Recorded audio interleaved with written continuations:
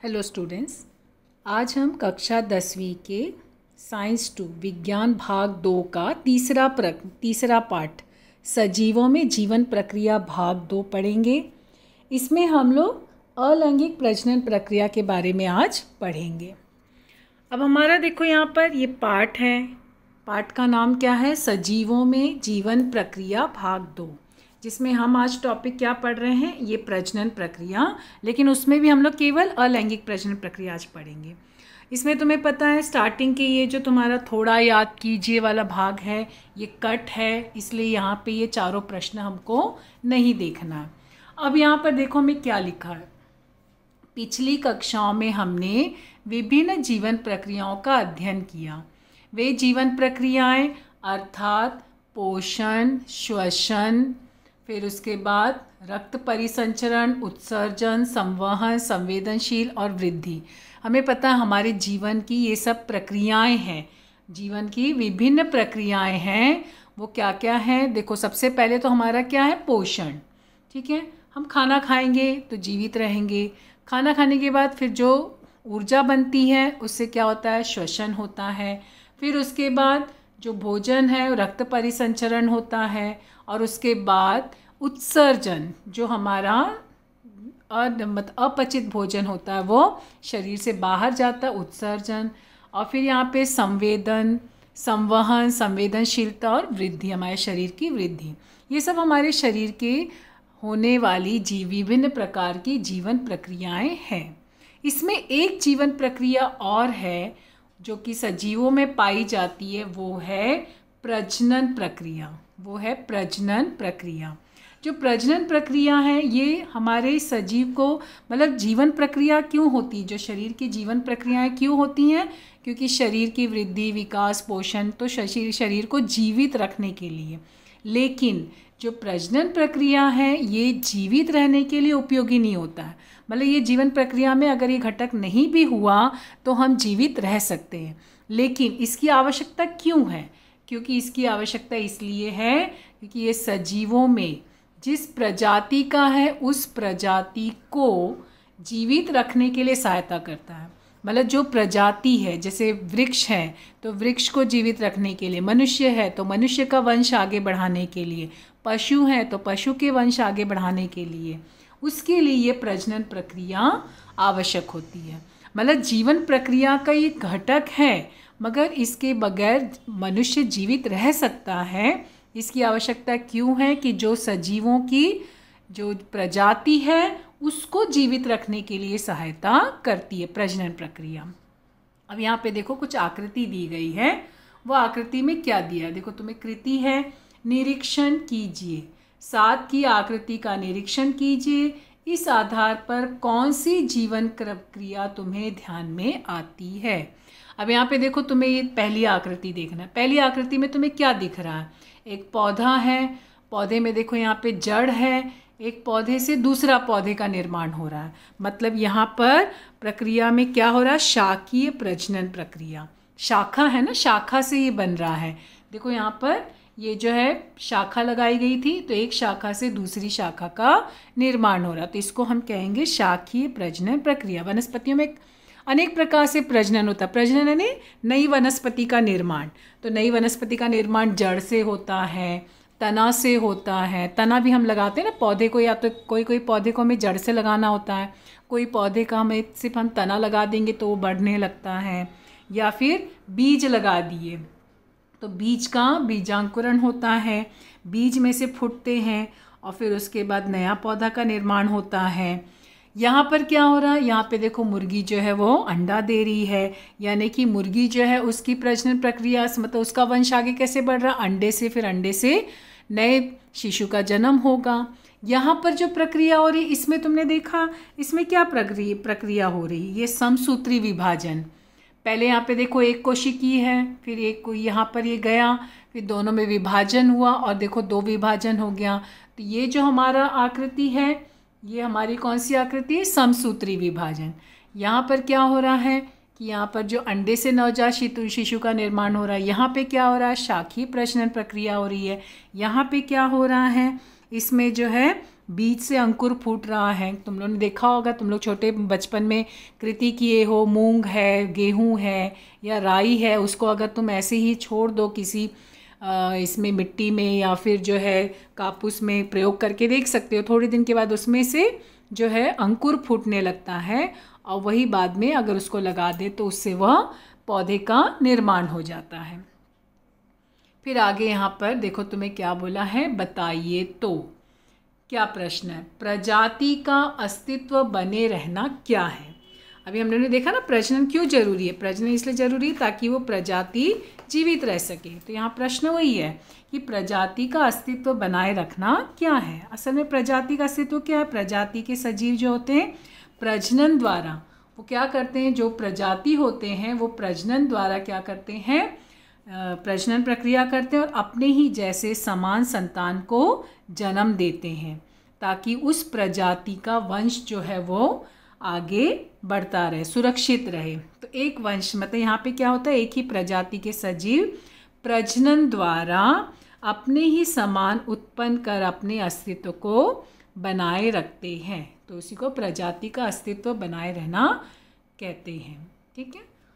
दूसरा प्रश्न, एक सजीव से बना उसी प्रजाति का दूसरा सजीव क्या जन्म की दृष्टि से बिल्कुल पहले जैसे होता है। यहाँ पर मतलब क्या बोला, एक सजीव से बना उसी प्रजाति का दूसरा सजीव क्या जन्म की दृष्टि से, उसी प्रजाति का जो दूसरा सजीव है जन्म की दृष्टि से क्या बिल्कुल पहले जैसा होता है, नहीं, क्योंकि एक सजीव से उत्पन्न हुआ प्रजाति का दूसरा सजीव जन्म की दृष्टि से बिल्कुल पहले जैसा नहीं होता, क्योंकि यहाँ पे समसूत्री विभाजन जब होता है ना तो गुणसूत्र का आदान प्रदान होता है और उसके कारण फिर क्या होता है, जो नया सजीव होता है वो मूल सजीव से भिन्न होता है। तो यदि प्रजनन अलैंगिक प्रक्रिया से हो रहा है तो फिर वो अपने पालक के जैसा होगा, लेकिन अगर लैंगिक प्रजनन प्रक्रिया हो रही है तो अपने मूल से भिन्न होगा। प्रजनन प्रक्रिया में क्या होता है, प्रजनन प्रक्रिया में क्या होता है, जो डीएनए है ना उसकी प्रतिकृति तैयार होती है। डीएनए की प्रतिकृति, प्रतिकृति क्या होता है, जेरोक्स कॉपी, जेरोक्स होता है ना, प्रतिकृति यानी जेरोक्स कॉपी, यानी डीएनए की प्रतिकृति तैयार होती है। और तुमने देखा होगा जब तुम कोई चीज़ का जेरोक्स निकालते हो तो जो मेन पेज होता है उससे वो थोड़ा सा डिफरेंस होता है, एग्जैक्ट सेम तो होता नहीं है जेरोक्स कॉपी, तो वही होता है यहाँ पे भी क्या होता है, वो जन्म की दृष्टि से बिल्कुल अलग होते हैं, भिन्न होते हैं, एक जैसे नहीं होते हैं। तीसरा प्रश्न देखो, एक ही प्रजाति के दो सजीवों में पूर्ण रूप से समानता होना या न होना किस बात पर निर्भर करता है। अभी हमने देखा ना कि वो समान होते हैं कि नहीं होते, अगर अलैंगिक प्रजनन प्रक्रिया हुई तो भिन्न होते हैं, लैंगिक प्रजनन प्रक्रिया हुई तो उसके समान होते हैं। तो यहाँ पे वही पूछा है कि किस पे निर्भर होता है, किस पर निर्भर करता है। तो यहाँ पर ये क्या होता है, जो जनुकीय पुनर्संयोग का निर्माण होता है उसके कारण जाति समूह के दो सजीव से निश्चित समानताएं नहीं दिखाई देती हैं। ठीक है, ये एक प्रजाति से दूसरे, तो यानी क्या हुआ, क्योंकि यहाँ पर देखो ये जो होते हैं ये जनुकीय जब पुनर्संयोग होता है उस पर निर्भर करता है। जनुकीय पुनर्संयोग की निर्भरता के कारण जो दो सजीव होते हैं उस पर निश्चितता समानताएं नहीं दिखाई देती, लेकिन अगर अलैंगिक प्रजनन प्रक्रिया हो रहा है तो फिर उनमें वो समान दिखते हैं। या कभी कभी तुमने देखा होगा जुड़वा बच्चे, अगर जुड़वा बच्चे हुए तो वो भी समान दिखाई देते हैं। चौथा प्रश्न क्या दिया है, एक सजीव से उसी प्रजाति का नया सजीव बनाना और कोशिका विभाजन होना, इन दोनों में क्या संबंध है। मतलब अभी हमने देखा ना कि मतलब एक सजीव से उसी प्रजाति का नए सजीव बनाना और कोशिका विभाजन, तो अभी नए सजीव कब निर्माण होता है, एक ही मतलब सजीव से नया सजीव कब बनता है, प्रजनन की प्रक्रिया। तो जब प्रजनन की प्रक्रिया होती है तो उस समय क्या होता है, गुणसूत्र का विभाजन होता है और फिर उसके बाद कोशिका विभाजन के कारण युग्मक बनते हैं। मतलब यहाँ पर जब ये प्रजनन प्रक्रिया इसमें होती है तब इसमें गुणसूत्र का विभाजन होता है और जो कोशिका विभाजन होते हैं उसके कारण क्या होता है, युग्मक का निर्माण होता है और युग्मक के संयोग से नए सजीव का निर्माण होता है। इसलिए नए सजीव के शरीर में होने वाले वृद्धि की कोशिका भी कोशिका विभाजन के कारण होती है। तो यानी यहाँ पर ये जो हो रही है प्रक्रिया है प्रजनन के कारण हो रही है, और प्रजनन में क्या होता है, गुणसूत्र का विभाजन होता है। ठीक है, और कोशिका विभाजन में क्या होता है, युग्मक का निर्माण होता है, और जब युग्मक का संयोग होता है तो फिर क्या होता है, नए सजीव का निर्माण होता है। ठीक है, और जब वो नया सजीव बनता है ना, उसकी वृद्धि भी कोशिका विभाजन के कारण होती है। इसे देखो यहाँ पे दिया ना, एक सजीव से उसी प्रजाति का नया सजीव बनाने की प्रक्रिया को प्रजनन कहते हैं।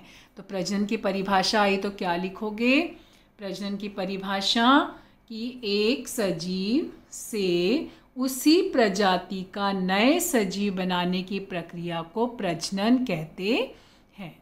फिर आगे क्या बोला है, प्रत्येक प्रजाति की उत्क्रांति के लिए, प्रत्येक प्रजाति की उत्क्रांति के लिए जिम्मेदार घटकों में प्रजनन एक महत्वपूर्ण घटक है। हमने जीवन प्रक्रियाओं में अलग अलग प्रकार के घटक देखे ना, तो उसमें प्रजनन जो है वह एक प्रकार का मतलब जिम्मेदार घटक है।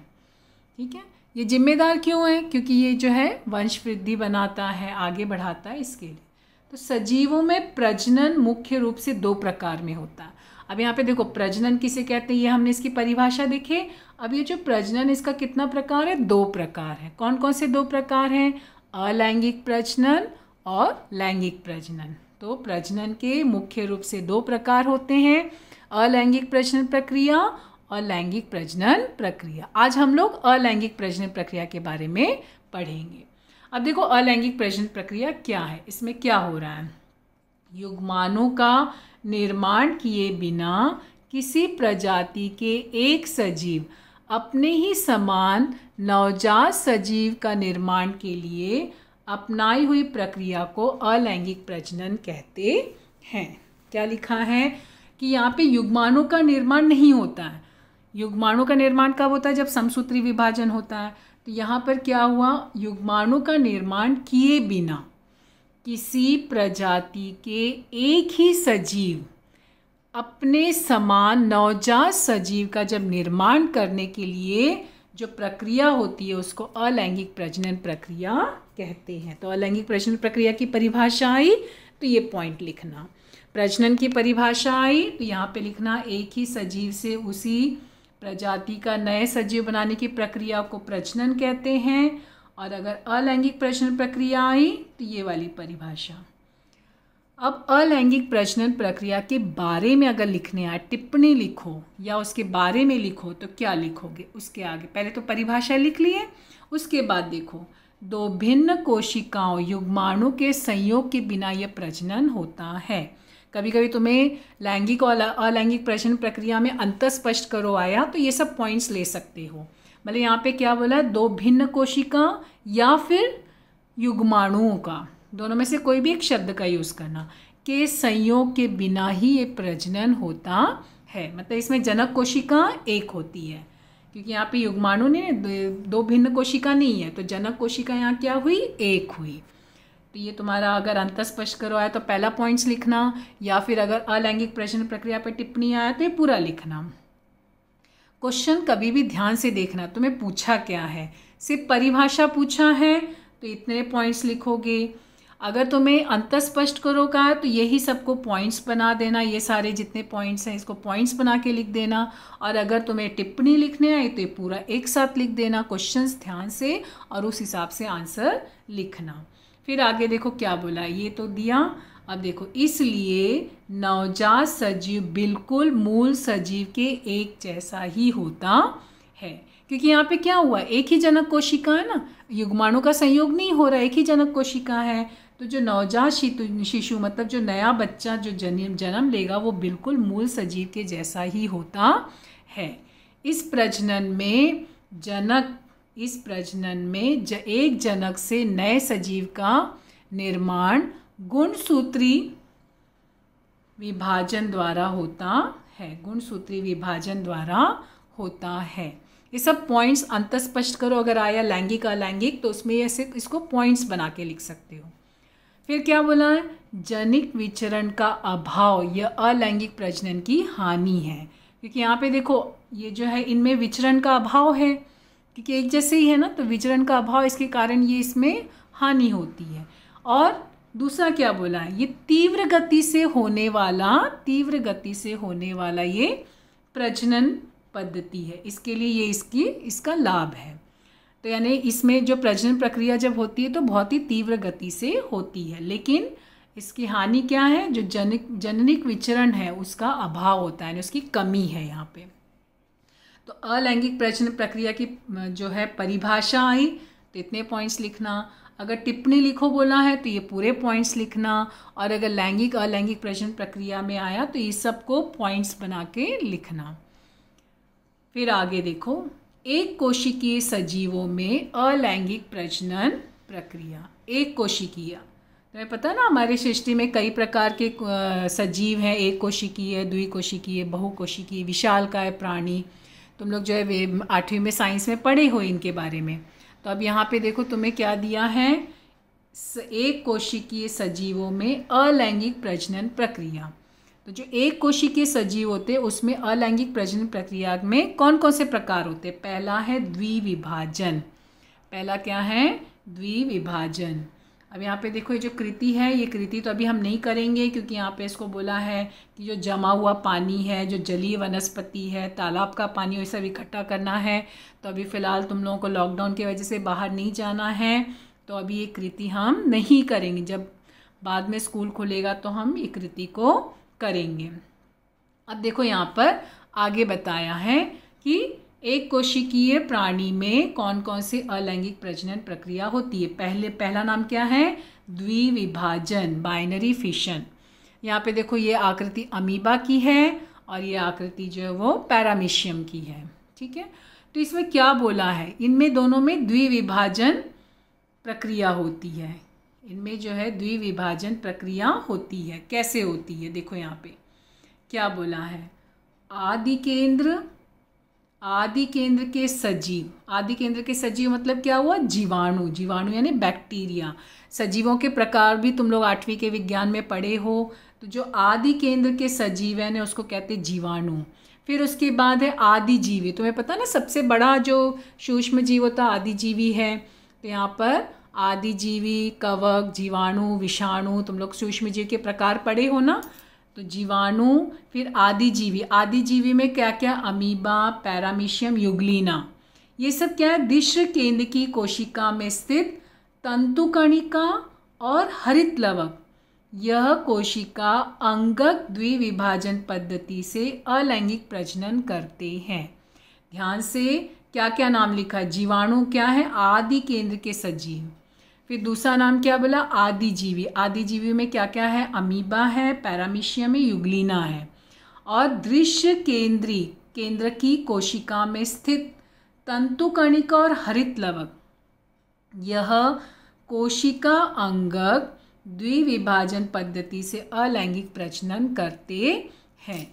तो इस पद्धति में जनक कोशिकाएं बनती हैं और यह विभाजन समसूत्री या असमसूत्री पद्धति से होता है। तो ये कौन सा है, ये तुम्हारा क्या टॉपिक हम पढ़ रहे हैं, द्विविभाजन। एक कोशिकीय सजीव में द्विविभाजन पद्धति। क्वेश्चन जब आया ना तो यहाँ पे ध्यान देना कौन सा कोशिकीय, एक कोशिकीय है कि बहुकोशिकीय की द्विकोशिकीय, ध्यान से। फिर पद्धति क्या है, द्विविभाजन, ठीक है। तो द्विविभाजन पद्धति, तो यहाँ पर इसमें क्या हो रहा है द्विविभाजन पद्धति में, इस तरह से। तो ये क्या करते हैं, ये जो है दृश्य केंद्र की कोशिका में स्थित तंतुकणिका और हरित लवक, यह कोशिका अंगक द्विविभाजन पद्धति से अलैंगिक प्रजनन करते हैं। और इस पद्धति में जनक कोशिकाएं बनती हैं और यह विभाजन समसूत्री या असमसूत्री पद्धति से होता है। फिर यहाँ पे देखो अलग अलग आदिजीवी में विभाजन का अक्ष भी भिन्न होता है। जो आदिजीवी है ना, आदिजीवी में हमने क्या क्या नाम देखा था, हमने यहाँ पे नाम देखा था ना आदिजीवी में, अमीबा, पैरामीशियम, युग्लिना। ये जो है इनके अक्ष, इनमें जो विभाजन होता है ना, विभाजन का अक्ष भी भिन्न भिन्न होता है। अक्ष तुम्हें पता है, ऊर्ध्वाधर, क्षैतिज। तो यहाँ पर भिन्न भिन्न अक्ष में होता है विभाजन, इसलिए इसे साधारण द्विविभाजन कहते हैं। जैसे पैरामीशियम है तो पैरामीशियम में क्षैतिज द्विविभाजन होता है, युग्लिना में ऊर्ध्वाधर द्विविभाजन होता है, और सामान्यतः सजीवों में द्विविभाजन, अब देखो ये द्विविभाजन पद्धति जब होती है, कब होती है? जब अनुकूल परिस्थिति में पर्याप्त भोजन उपलब्ध हो, तभी होता है। एक तो परिस्थिति अनुकूल होनी चाहिए और साथ में पर्याप्त अधिक मात्रा में भोजन भी उपलब्ध होना चाहिए, तब यहाँ पर ये द्विविभाजन पद्धति होती है। और पैरामीशियम में कौन सी होती है? क्षैतिज, और युग्लिना में ऊर्ध्वाधर। देखो यहाँ पे आकृति में दिया गया है, ये जो है अमीबा है। अमीबा में तो किसी भी अक्ष में होता है, दोनों अक्ष में होता है, ये क्षैतिज है। अमीबा का क्षैतिज भी होता है, ऊर्ध्वाधर भी होता है। फिर यहाँ पर ये दूसरा दिया है पैरामीशियम। पैरामीशियम में बताया ना कौन सा हो रहा है पैरामीशियम में, अभी हम उदाहरण यहाँ पर देखे थे। पैरामीशियम में क्षैतिज, तो जो क्षैतिज है यहाँ पे देखो ये सीधे सीधे इस तरह से जा रहा है तो क्षैतिज हो रहा है, और यहाँ ये पैरामीशियम का है। और यहाँ पर देखो उदाहरण दिया ये युग्लिना का, तो युग्लिना में देखो तुमने देखा इस तरह से हो रहा, उदाहरण इस तरह से अलग हो रहे हैं, तो ये ऊर्ध्वाधर इस तरह से कट रहा है तो ऊर्ध्वाधर, इस तरह से हो रहा है तो क्षैतिज। तो पैरामीशियम में क्षैतिज होता है और युग्लिना में ऊर्ध्वाधर, ये ध्यान रखना, कभी कभी ये क्वेश्चन आते हैं। और ये द्विविभाजन कब होता है? जब अनुकूल परिस्थिति में पर्याप्त भोजन उपलब्ध हो, तभी होता है। तो ये सारी प्रक्रिया क्या थी? एक कोशिकीय प्राणी में द्विविभाजन पद्धति। फिर अभी उसी में ही दूसरी पद्धति है बहुविभाजन, इसी में दिया है बहुविभाजन, दूसरी पद्धति। ये एक कोशिकी का ही हम पढ़ रहे हैं। अमीबा और उसके समान एक कोशिकीय आदिजीवी प्रतिकूल परिस्थिति में बहुविभाजन पद्धति से अलैंगिक प्रजनन करते हैं। कब करते हैं? ये कौन करता है? एक कोशिकीय आदिजीवी। और ये कब करते हैं? प्रतिकूल परिस्थिति में। ठीक है, जिस समय, और इसमें क्या बोला है, किस समय? जिस समय अपर्याप्त भोजन या अन्य प्रकार की प्रतिकूल परिस्थिति का निर्माण होता है। मतलब ये प्रक्रिया कब हो रही है? ये प्रक्रिया तुम्हारी जब, देखो, जब भोजन अपर्याप्त है। यहाँ पर द्विविभाजन पद्धति कब हो रहा है? जब पर्याप्त भोजन उपलब्ध हो रहा है। लेकिन जब भोजन पर्याप्त नहीं मिलता है, पूरा भोजन नहीं मिलता है और अन्य प्रकार की प्रतिकूल परिस्थिति अगर निर्माण होती है, तब क्या होता है? जो अमीबा होता है वो कूटपाद तैयार नहीं करता और अपनी हलचल रोक देता। अब उसको भोजन नहीं मिल रहा, अपर्याप्त भोजन है, तो कूटपाद तैयार नहीं कर पाता है और उसकी हलचल रुक जाती है। तो जब हलचल रुक गई तो वो गोलाकार हो जाता है और कोशिका पटल के चारों ओर एक कठोर संरक्षण आवरण तैयार करता है। देखो ये अमीबा है ना, अब यहाँ पर देखो इसमें भोजन पर्याप्त नहीं मिला, हलचल रुक गई, तो ये क्या हो गया? गोल आकार का हो गया। और कूटपाद तैयार नहीं कर पाता तो इसके अंदर ही वो गोल आकार के अंदर ही वो क्या करता है? एक संरक्षण तैयार करता है। ठीक है, तो यहाँ पर देखो इसमें क्या बोला है, तो यहाँ पर ये जो है कोशिका पटल के चारों ओर एक कठोर संरक्षण तैयार करता है।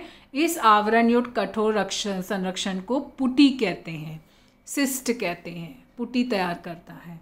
लेकिन ये बहुविभाजन कब हो रहा है? देखो अमीबा जो है वो एक द्विविभाजन पद्धति में भी हो रहा है। द्विविभाजन पद्धति में उसका क्षैतिज या ऊर्ध्वाधर दोनों पद्धति से उसका होता है। लेकिन द्विविभाजन में क्यों होता है? कब होगा? जब उसको पर्याप्त भोजन मिलेगा। लेकिन जब उसको भोजन पर्याप्त नहीं मिल रहा है और प्रतिकूल परिस्थिति का निर्माण हो रहा, तो क्या करता है? वो कूटपाद जो है वो तैयार नहीं कर पाता और उसके कारण उसकी हलचल जो होती है वो रुक जाती है। हलचल रुक गई तो वो क्या हो गया? गोल आकार का हो गया। जब हलचल रुक गई तो गोलाकार हो गया, और गोलाकार हो गया तो क्या हुआ? कोशिका पटल के चारों ओर वो एक संरक्षण तैयार करता है, उसको क्या कहते हैं? पुटी, सिस्ट कहते हैं। ठीक है, फिर यहाँ पर जो पुटी उसने बनाया है, वो पुटी के अंदर क्या हुआ? जो केंद्रक है कई बार समसूत्री विभाजन होकर अनेक केंद्रक का निर्माण करता है। अब ये सब प्रक्रिया पुटी के अंदर हो रही है, तो पुटी के अंदर क्या हुआ? जो केंद्रक है उसका बार बार समसूत्री विभाजन होता है और अनेक केंद्रक का निर्माण करते हैं। उसके पश्चात कोशिका द्रव का भी विभाजन होता है और अनेक छोटे छोटे अमीबा तैयार होते हैं। ये सारी प्रक्रिया कहाँ, पुटी के अंदर ही हो रही है।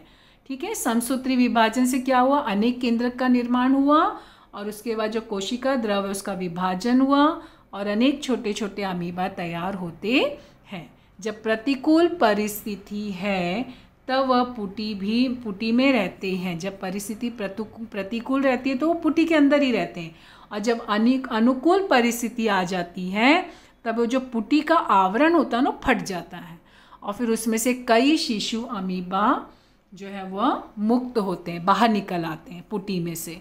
यहाँ पे देखो ये आकृति में दिया गया है, ये आकृति दी गई है। यहाँ पर देखो ये जो है, अब यहाँ पर ये जनक अमीबा है। ये जनक अमीबा क्या हुआ, गोल आवरण का निर्माण कर लिए इसके अंदर और ये जो है इसके अंदर ही वो सख्त हो गए। अंदर ही देखो कई सारे पुटी का निर्माण हो गया और फिर एक प्रतिकूल अनुकूल परिस्थिति में पुटी फट गई तो ये सब अमीबा जो है वो बाहर आ गए। फिर यहाँ पर हमारा टॉपिक था थोड़ा सोचिए। ये कट किया है पोर्शन में तो इसको नहीं पढ़ना है। फिर उसके बाद यहाँ पर मुकुलन अगला हेडिंग है। ये भी किसमें है, ये मुकुलन भी जो है वो किसका है, ये एक कोशिकीय का ही है। एक कोशिकीय में हमने पहला प्रक्रिया पढ़ी द्विविभाजन, फिर दूसरा हमने पढ़ा बहुविभाजन, तीसरा क्या है मुकुलन। अब यहाँ पे भी देखो इसमें कृति है कि बाजार से ड्राइस लाओ, फिर उसको जो अब चूँकि बाहर नहीं जाना तो ये कृति अभी नहीं करना है, इसको बाद में करेंगे। इसमें देखो क्या बोला है, आपको किण्व कोशिका मुकुलन करती हुई दिखाई देगी। अनेक किण्वन कोशिका को एक छोटा छोटा उभार दिखाई देगा। देखो यहाँ पर आकृति दी गई है ना, ये देखो यहाँ पे, ये यहाँ पर पहले क्या हुआ, इसमें देखो एक उभार दिखाई दिया और ये उभार जो है फिर वो अलग हो गया तो वही मुकुलन बना, मुकुल तैयार हुआ ना, उभार यानी मुकुल हुआ। तो यहाँ पे क्या हुआ, मुकुलन पद्धति में अलैंगिक प्रजनन होता है। किण्व कोशिका मुकुलन पद्धति से प्रजनन करने के लिए समसूत्री विभाजन द्वारा दो नवजात केंद्रक का निर्माण करती है। यहाँ पे देखो दो नवजात केंद्रक का निर्माण हुआ ना, यहाँ पे दो नवजात अलग अलग हो गए और फिर उसके बाद क्या बोला है, इस कोशिका को जनक कोशिका कहते हैं। इस जनक कोशिका को एक छोटा सा उभार आता है, यह उभार अर्थात मुकुल होता है। अब यहाँ पे देखो ये उभार उत्पन्न हो गया ना, ये जो है उभार उत्पन्न हो गया और फिर ये नया मुकुल तैयार हो गया। तो यहाँ पर वही दिया है। फिर क्या बोला, दो नवजात केंद्रक में से एक केंद्रक मुकुलन, मतलब यहाँ पर एक केंद्रक जो है वो मुकुल में प्रवेश करता है और मुकुल की पर्याप्त वृद्धि होने के बाद वह जनक कोशिका से अलग हो जाती है और स्वतंत्र नवजात किण्व कोशिका के रूप में बढ़ने लगता है। देखो यहाँ पर ये अलग हो जाती है, ये प्रक्रिया जो है बाद में ये क्या हुआ, अलग हो गई और फिर वो अलग स्वतंत्र रूप से बढ़ने लगती है। तो ये कौन सी प्रक्रिया हमने पढ़ा, मुकुलन। तो हमारा जो है एक कोशिकीय प्राणी में तीन पद्धति अलैंगिक प्रजनन प्रक्रिया होती है। द्विविभाजन, हम यहाँ पे पढ़े ना द्विविभाजन, ये पद्धति द्विविभाजन पद्धति। फिर उसके बाद दूसरी पद्धति थी बहुविभाजन। ये ध्यान देना, द्विविभाजन पर्याप्त भोजन में होता है और बहुविभाजन अपर्याप्त भोजन में होता है। और उसके बाद तीसरा क्या था, मुकुलन। तो ये तीनों भी किसमें थी, एक कोशिका प्राणी में। अब हम लोग देखो यहाँ पर पढ़ेंगे बहुकोशिकीय। बहुकोशिकीय सजीवों में अलैंगिक प्रजनन प्रक्रिया। अगर को जो है सजीव है वो बहुकोशिकीय है। एक कोशिकीय मतलब एक ही कोशिका थी, अब बहुकोशिकीय यानी अनेक कोशिकाएं हो गई। तो इसमें पहली अलैंगिक प्रजनन प्रक्रिया होती है वो है खंडी भवन।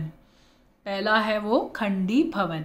ये जो अलैंगिक प्रजनन प्रगति बहुकोशिकीय सजीव में पाई जाती है। इस पद्धति में जनक सजीव के शरीर का अनेक छोटे छोटे खंडों में विभाजन होकर प्रत्येक नया खंड नवजात सजीव के रूप में जीवन जीने लगता है। जैसे शैवाल, स्पाइरोगायरा, साइकॉन जैसे स्पंज प्रकार के सजीव इस पद्धति से प्रजनन होता है। ठीक है, मतलब यहाँ पे क्या करता है, वो जो शरीर है उसका अनेक छोटे छोटे खंड में विभाजन करता है और नया खंड जो है वो नवजात सजीव का निर्माण करता है और नए स्वतंत्र रूप से वो जीवित जीवन जीने लगते हैं। अब यहाँ पे ये जो टॉपिक है ये इतने लाइंस कट थे, तुमको पहले भी बताया गया है।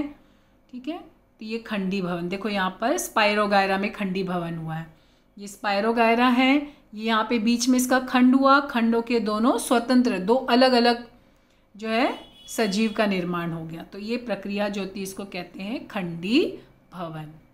स्पाइरोगायरा में ये प्रक्रिया, स्पाइरोगायरा, शैवाल, स्पाइरोगायरा, साइकॉन, ये इसमें कौन सी प्रक्रिया हो रही है, ये खंडी भवन बहुकोशिकीय प्राणी में। दूसरा नाम है पुनर्जनन, दूसरा नाम है पुनर्जनन।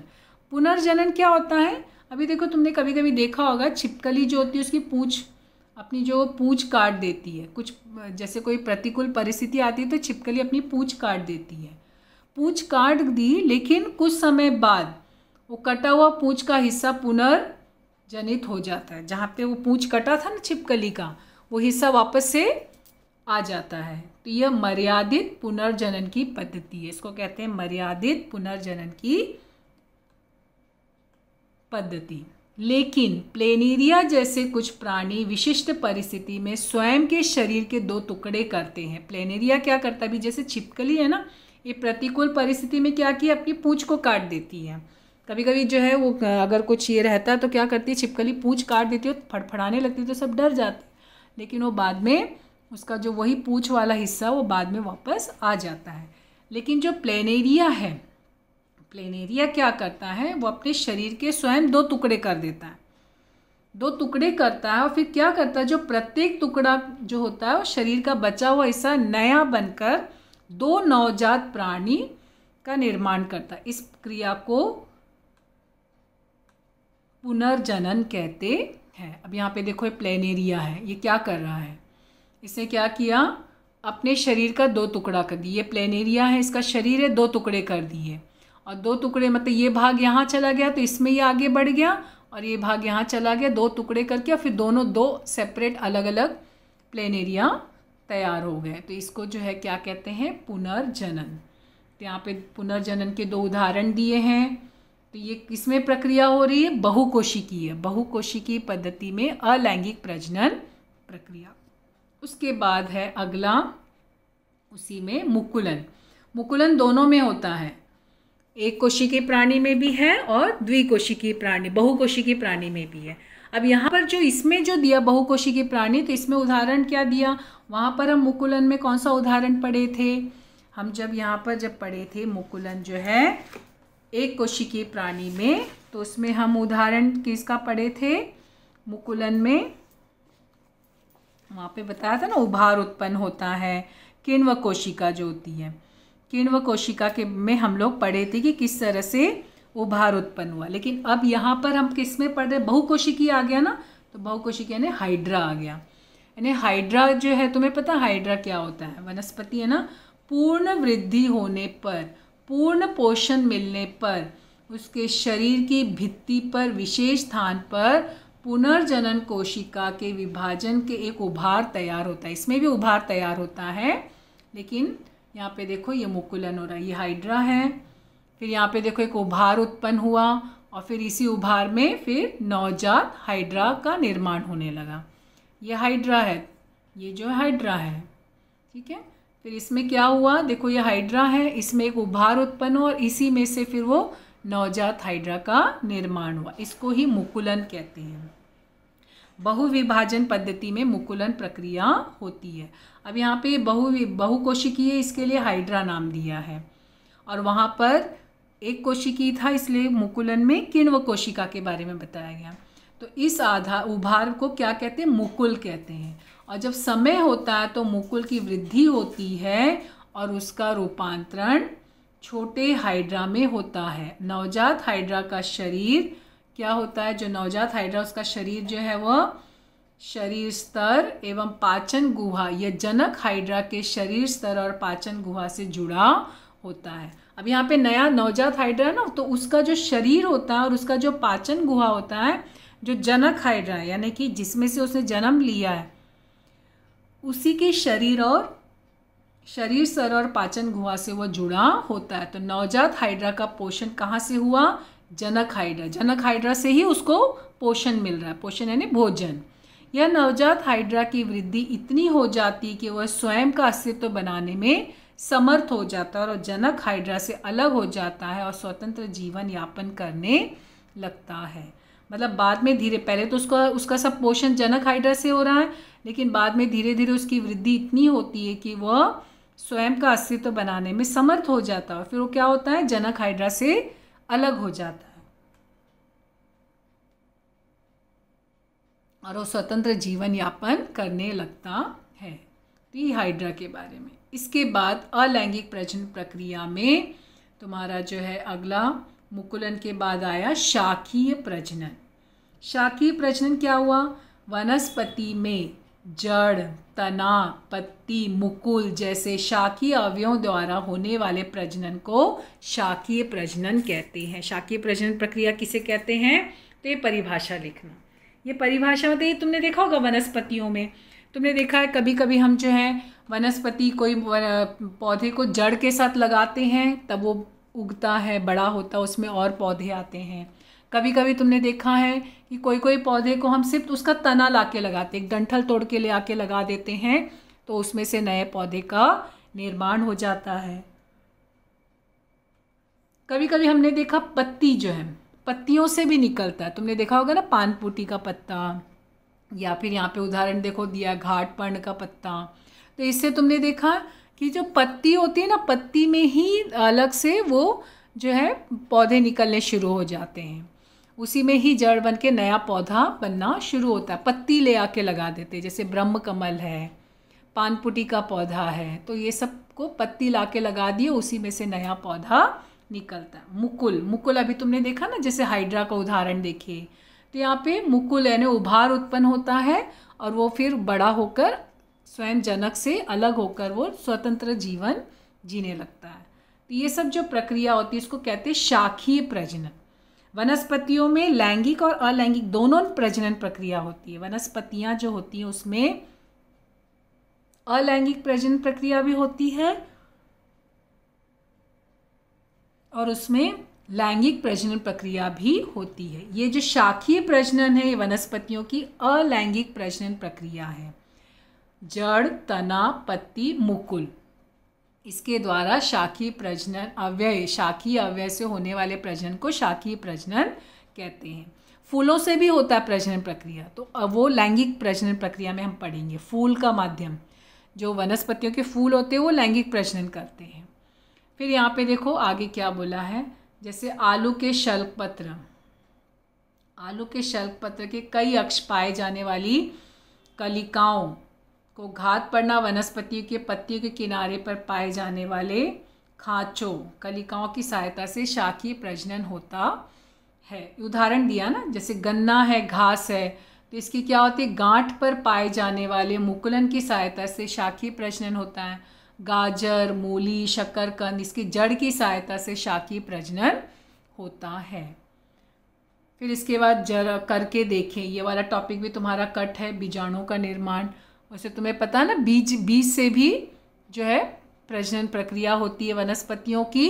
और इस तरह से आज हम लोग जो टॉपिक पढ़े हैं वो क्या पढ़े हम, जो सजीवों में होने वाली प्रजनन प्रक्रिया के दो प्रकार पढ़े, लैंगिक और अलैंगिक, जिसमें आज हम केवल अलैंगिक प्रजनन प्रक्रिया के बारे में पढ़े। अलैंगिक प्रजनन प्रक्रिया में एक कोशिकीय सजीव में अलैंगिक प्रजनन प्रक्रिया, जिसमें 3 प्रकार थे, द्विविभाजन, बहुविभाजन और मुकुलन।